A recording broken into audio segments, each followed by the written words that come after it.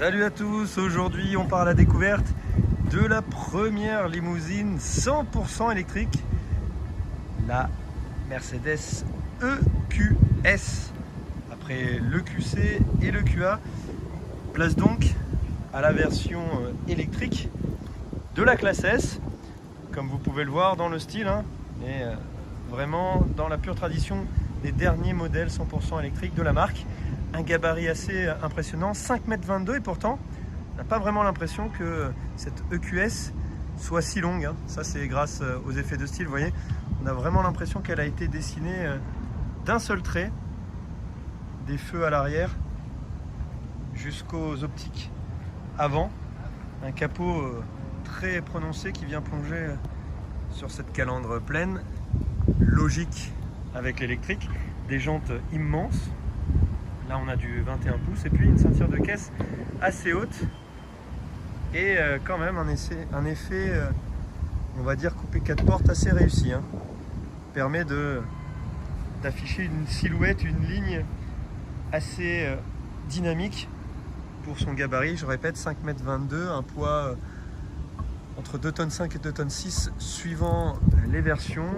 Une version 450 plus et 584 matic, le haut de gamme pour le moment, avant une variante AMG qui arrivera plus tard. Donc là on est sur du 584 matic avec deux moteurs, un à l'arrière et un à l'avant. La version de base elle n'a qu'un moteur à l'arrière.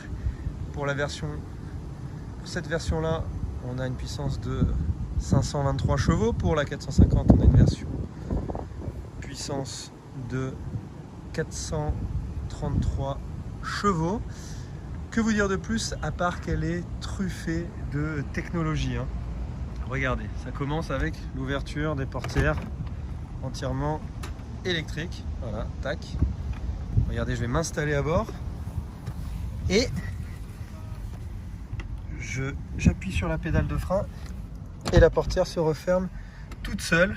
Et puis là, on a accès à cet écran spectaculaire, 1,41 m en partant de cette buse d'aération et en arrivant à celle-ci. C'est une dalle. Je vais allumer pour que vous puissiez vous en rendre compte. Voilà, donc on a plusieurs écrans, un premier ici de 12 pouces, un deuxième ici pour le passager de 12 pouces, et puis cet énorme écran de 18 pouces qui permet de tout gérer. C'est tactile avec retour haptique, navigation évidemment, médias, on peut regarder des vidéos dans sa voiture. Si le système comprend que vous regardez la vidéo alors que vous devez regarder la route, eh bien ça va couper la vidéo. C'est assez technologique. Là, bon, là on a une version de pré-série donc qui ne fonctionne pas, mais on a cet écran là normalement qui est vraiment réglable à la carte pour le passager. Il pourra regarder lui aussi la télé tranquillement. Sinon on retrouve une présentation assez épurée, assez simple. Tous les boutons principaux qui sont situés ici sur le tunnel central. Un aérateur et puis des matériaux de très bonne facture. Ça reste quand même une classe S électrique. On va passer à l'arrière. Voilà, ouverture des portières entièrement électrique. Comme je vous le disais, on va la fermer. Si ça se ferme, c'est mieux. Voilà. Ouverture électrique. Pour vous montrer l'espace aux jambes, à l'arrière, un empattement de 3 mètres. Donc il y a pas mal de volume pour les passagers à l'arrière. Le coffre aussi pas mal, 610 litres.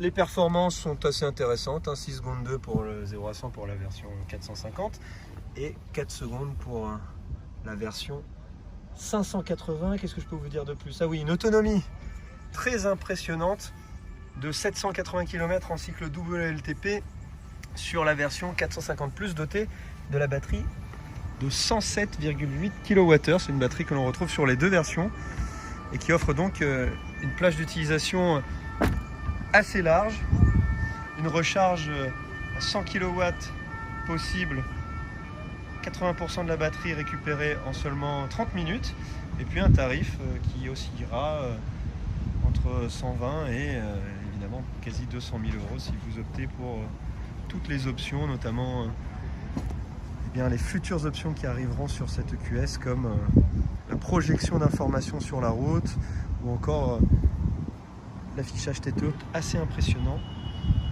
Bref, c'est une limousine électrique qui a vraiment de gros arguments à faire valoir, à voir ce que ça donne sur la route en termes de comportement routier et de confort. Les commandes seront faisables dès cet été, donc à bientôt pour un essai.